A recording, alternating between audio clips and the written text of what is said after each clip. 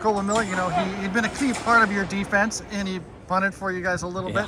But, on Friday, unfortunately you have an injury, and Friday he finds out he's starting, and he said, if you stay prepared, you're never not out of it. Yeah, we talked about as a team, actually, and it was just kind of poetic justice where here we have a guy that does everything right, Sunday through Friday. I mean, you go in the weight room and he's busting his tail.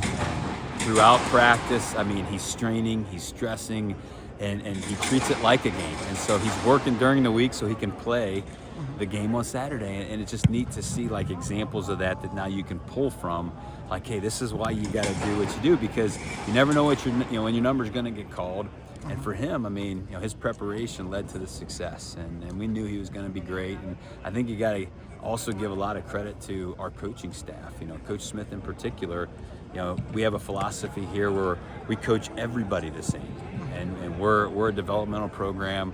We want to have a next man up mentality, and so, hey, if somebody's hurt, we better coach this next guy just as hard as we coach that starter, because we're going to need him.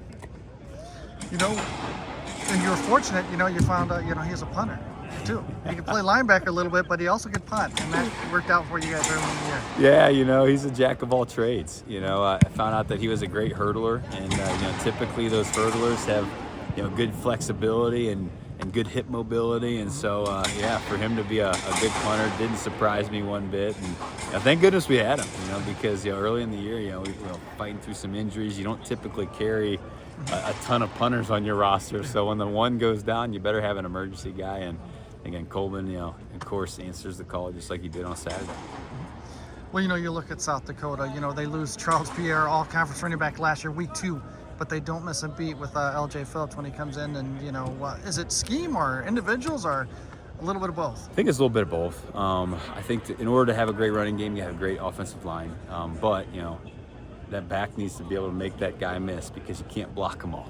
And so I think just the combination of their offensive line being athletic, tough, staying stuck to blocks, working together. I mean, that you can tell that they've played a lot of football. Maybe not as many Saturday starts, but they've played enough. They're older guys, to where they work well together as a unit. But like LJ, I remember LJ. I recruited him, out of Wichita, and so it's not surprising that he had success.